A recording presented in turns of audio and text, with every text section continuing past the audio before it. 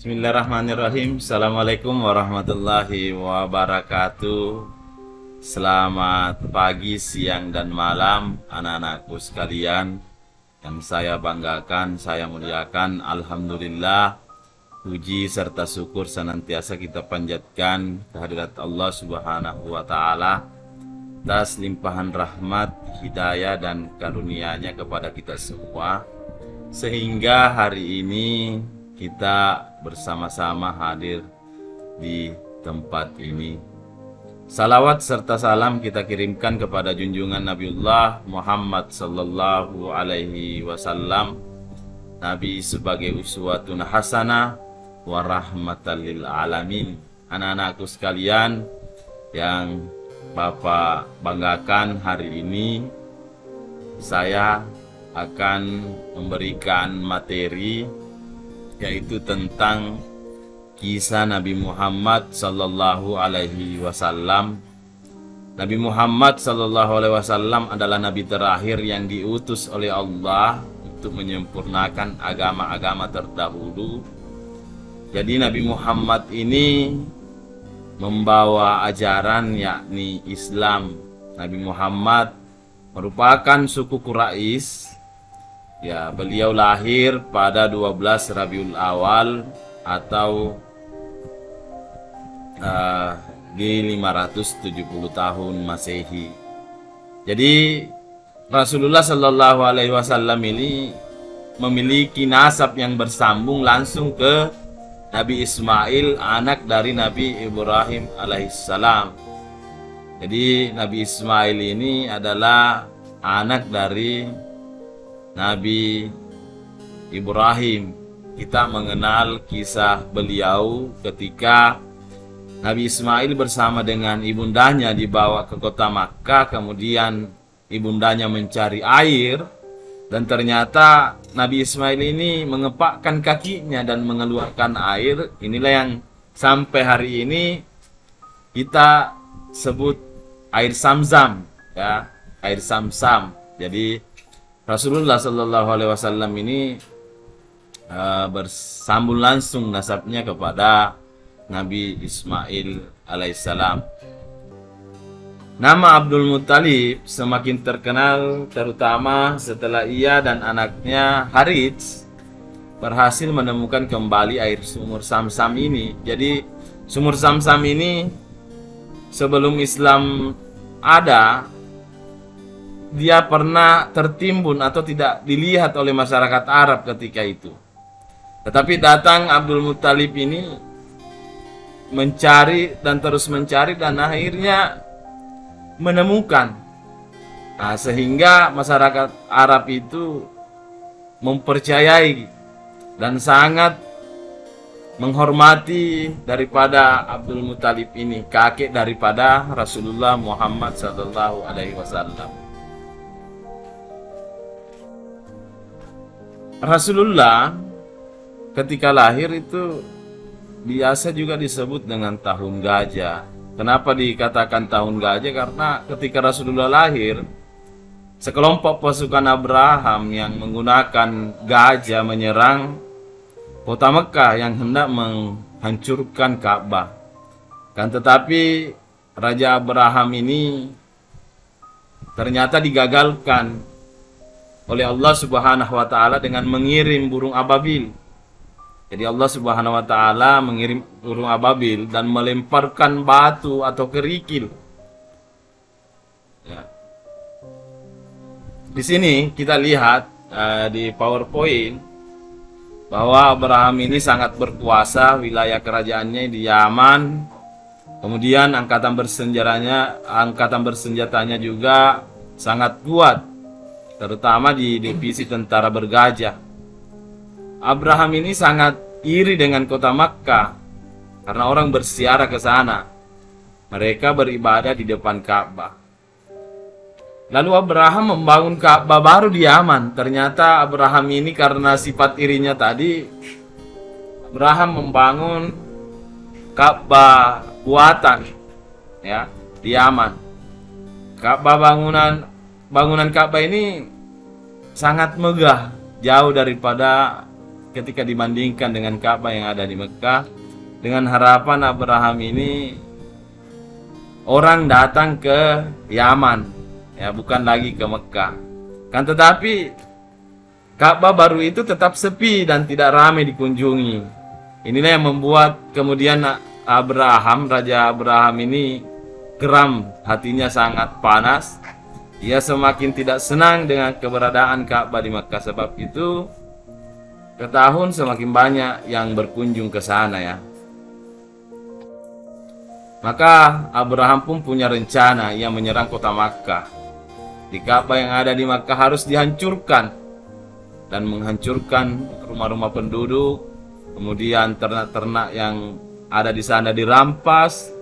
Banyak orang yang luka dan terbunuh, penduduk lari tunggang langgang.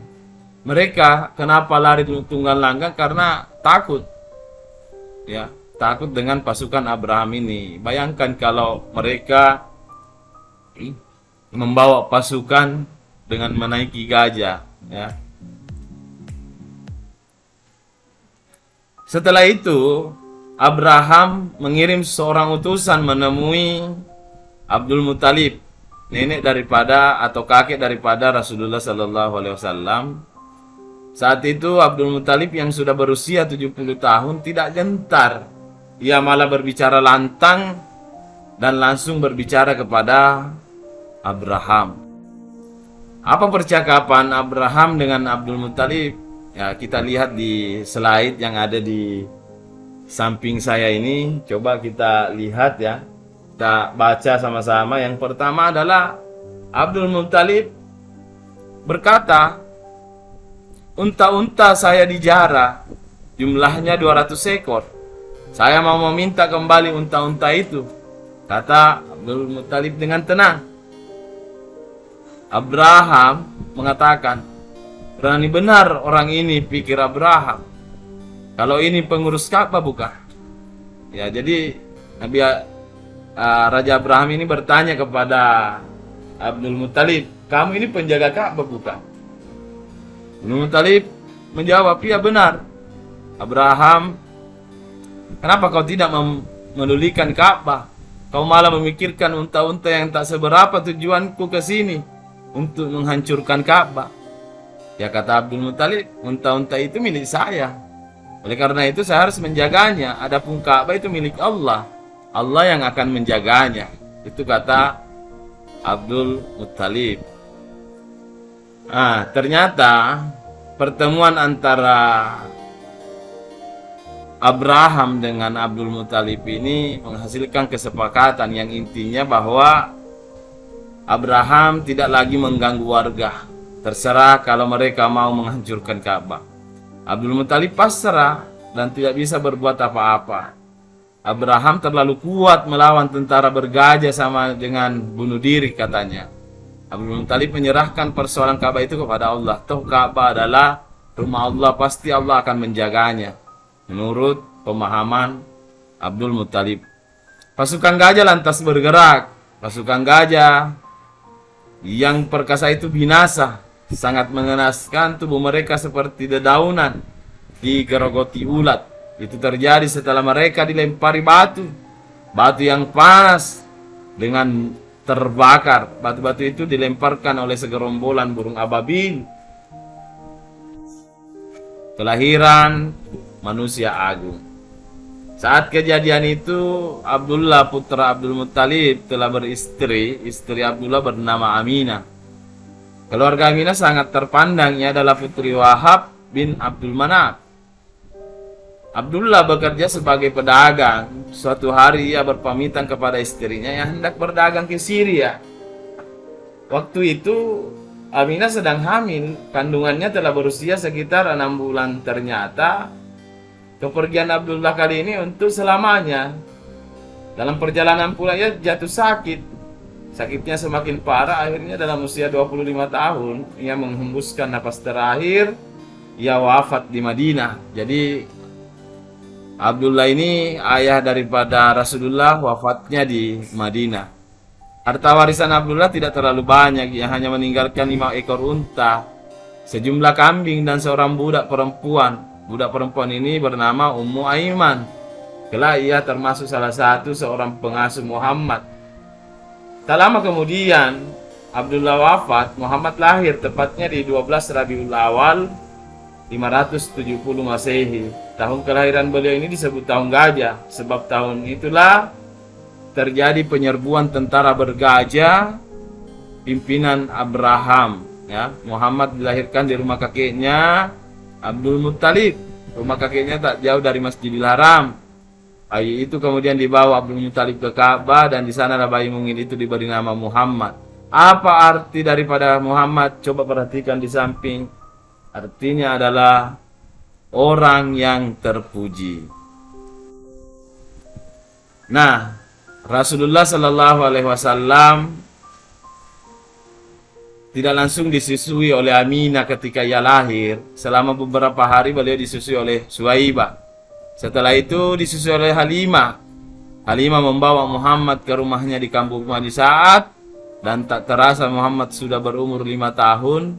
Hati Halimah sangat sedih. Masalahnya ia harus mengembalikan beliau kepada ibu kandungnya, Siti Aminah. Mau tidak mau Halimah harus menyerahkan kembali Muhammad kepada ibunya di Makkah. Usia 6 tahun Muhammad diajak ibunya ke Madinah. Mereka hendak berziarah ke makam sang ayah Abdullah. Perjalanan sangat jauh, mereka harus menempuh jarak sekitar 600 km. Bayangkan, 600 km yang Rasulullah bersama dengan ibundanya harus tempuh, ditemani Ummu Aiman. Jadi Ummu Aiman ini adalah seorang perempuan budak dari ayahnya Abdullah, ayahnya Rasulullah. Mereka berangkat bersama kafilah dagang yang menuju ke Syam. Dalam perjalanan pulang terjadi lagi musibah. Aminah jatuh sakit. Tak lama kemudian Aminah meninggal dunia.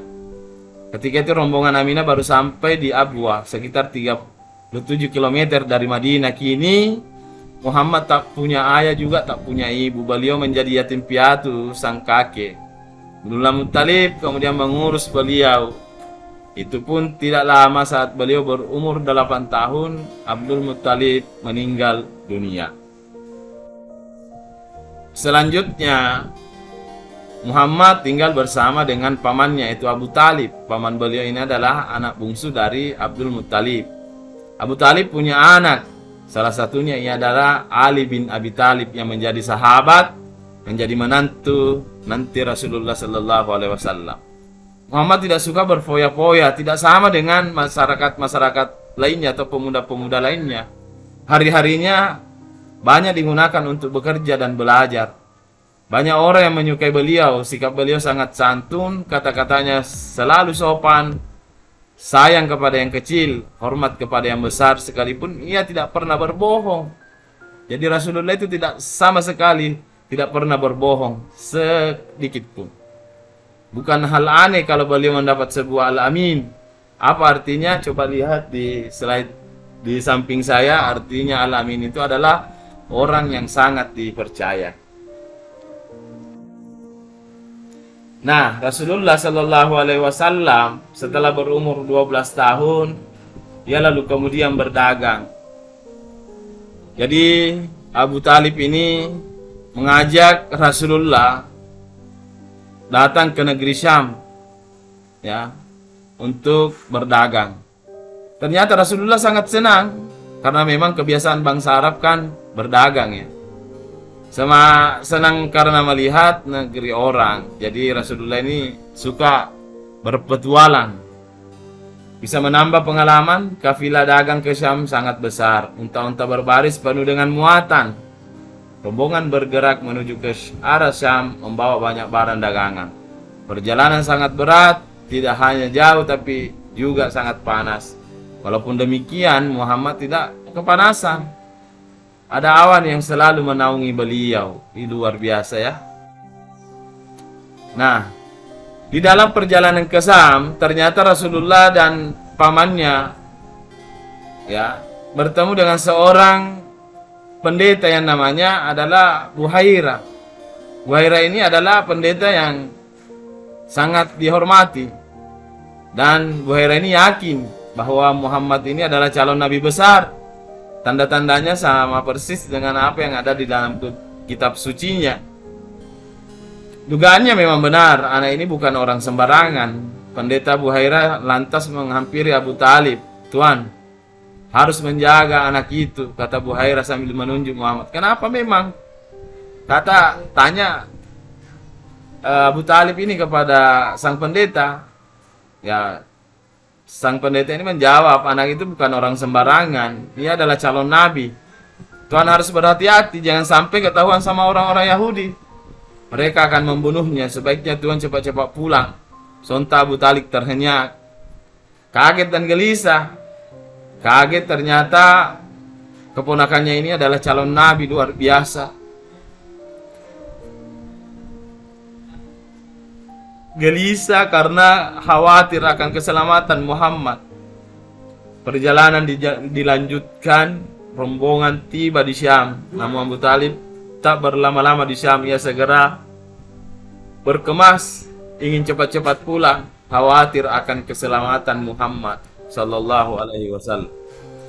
Jadi Muhammad mulai bekerja, tumbuh dewasa, sudah saatnya bekerja sendiri. Tersiar kabar bahwa seorang pengusaha membutuhkan seorang pegawai. Peluang ini sampai kepada telinga Abu Talib. Kesempatan tak disia-siakan Abu Talib. Tahu persis nama pengusaha tersebut adalah Khadijah, seorang janda terkaya di Mekah. Khadijah menawarkan gaji 2 ekor unta muda untuk pegawai itu. Segera Abu Talib menemui Khadijah, ia bermaksud melamar pekerjaan itu untuk keponakannya. Di sana Abu Talib beradu tawar, ia meminta gaji dinaikkan. Akhirnya Khadijah sepakat, gaji ditambah menjadi 4 ekor unta muda. Muhammad memulai pekerjaan barunya. Sekarang beliau memimpin kafilah dagang. Setelah mendapat nasihat dari pamannya, beliau berkemas. Beliau akan memimpin kafilah dagang ke Syam. Muhammad berangkat, beliau dibantu oleh seorang budak perempuan. Budak Khadijah bernama Maisarah. Jadi Maisarah ini adalah budaknya Khadijah yang nantinya akan mempertemukan Rasulullah dan Khadijah sebagai suami istri. Kafilah dagang Muhammad menyusuri jalur perdagangan ke Syam. Mereka melewati Wakil, Qura, Madian, dan Dinar Tamud, dan daerah-daerah lainnya. Tempat-tempat itu tak terlalu asing bagi beliau, sebab beliau pernah melalui saat dia berdagang bersama Abu Talib. Kafilah dagang untung besar. Muhammad mendapat keuntungan yang sangat banyak, sungguh pengalaman yang menyenangkan. Selain keuntungan, beliau juga bisa bergaul dengan orang-orang dari berbagai bangsa. Beberapa kali beliau sempat mengobrol dengan para pendeta Yahudi dan Nasrani. Pemilik modal terkesan, Khadijah sangat senang. Keberhasilan Muhammad kian menambah kepercayaan Khadijah. Bukan karena kemampuan dagang beliau saja, melainkan juga karena kejujuran beliau. Maisarah yang menceritakan semua itu kepadanya. Khadijah lebih tua daripadanya. Muhammad usianya terpaut 15 tahun dengan usia beliau. Ketika itu Khadijah sudah berusia 40 tahun. Sedangkan beliau baru berusia 25 tahun. Kendati sudah berumur, Khadijah masih cantik. Sikapnya lembut, tapi disegani orang-orang masyarakat Makkah. Memberinya sebutan At-Tahirah, ya, atau yang dimaksud dengan wanita suci. Beberapa pemuka Quraisy pernah melamar Khadijah, namun tak satu pun yang dia terima. Khadijah merasa cinta mereka tidak tulus. Mereka melamar hanya karena hartanya. Khadijah ingin curhat lalu. Suatu hari ia menemui Nufaisah kepada sahabatnya itu. Ia mengungkapkan perasaannya kepada Muhammad. Nufaisah paham ia ingin membantu Khadijah, namun terlebih dahulu ia harus bertemu dengan Muhammad. Ia juga harus mencari tahu bagaimana perasaan Muhammad kepada Khadijah. Maka suatu hari Nufaisah pergi, ia menemui Muhammad, tujuannya untuk mencari tahu tanggapan beliau. Nufaisah bertemu dengan Muhammad, lalu kemudian berkata kepada Muhammad, "Kenapa Anda belum menikah?" tanya Nufaisah. Muhammad berkata, "Gimana ya, saya belum punya bekal menikah, itu kan perlu biaya besar," jawab beliau. Nufaisah, "Bagaimana kalau ada yang menyukai Anda, orang cantik, punya banyak harta dan juga terhormat?" "Kalau boleh tahu, siapa orangnya?" kata Muhammad. Nufaisah, "Khadijah." Jantungan Muhammad berdebar. Khadijah mencintainya, padahal sebelumnya banyak orang yang kaya melamar Khadijah. Tapi semua lamaran itu ditolak. Sekarang Khadijah mencintainya, bingung. Harus bagaimana? Sebenarnya beliau juga suka kepada Khadijah, tapi terus bagaimana caranya, tanya Muhammad. Nanti saya yang atur. Yang penting Anda setuju tidak. Faisal berkata demikian kepada Rasulullah. Muhammad menganggukkan kepala, tanda beliau setuju. Faisal kembali kepada Khadijah. Betapa senang Khadijah manakala mendengar berita menggembirakan itu. Ternyata ia tak bertepuk sebelah tangan sekarang. Tinggal mengatur waktu kapan bisa bertemu dengan keluarga Muhammad, terutama untuk menentukan tanggal pernikahan. Kedua pihak keluarga mendukung, semua setuju, maka pada hari yang telah disepakati, pernikahan pun berlangsung meriah. Mas kawin sebanyak 20 ekor unta. Waktu itu paman Khadijah, Umar bin Azad, menjadi ahli sebab ayah Khadijah, Huwailid, telah wafat. Selanjutnya Muhammad tinggal di rumah Khadijah. Lembaran hidup baru dimulai. Sebagai suami, Muhammad punya kewajiban baru mengurus keluarga. Muhammad dan Khadijah hidup bahagia, keluarga mereka harmonis. Kendati sudah terbilang tua, Khadijah masih bisa memberikan keturunan.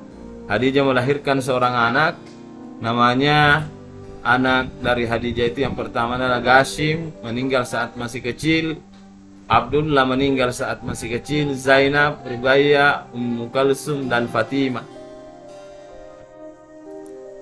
Jadi detik-detik menjelang wahyu pertama, roda kehidupan terus berputar.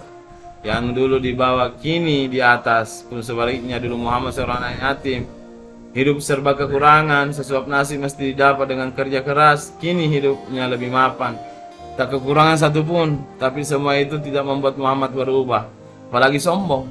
Muhammad selalu rendah hati. Beliau senantiasa menghargai orang lain. Akan tetapi beliau tidak pernah ikut dalam kebiasaan buruk orang-orang Quraisy.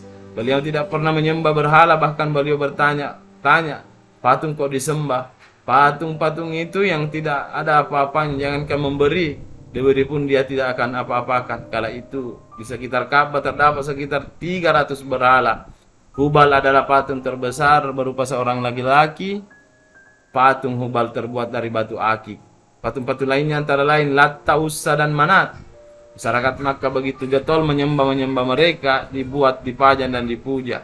Patung-patung sangat diagungkan.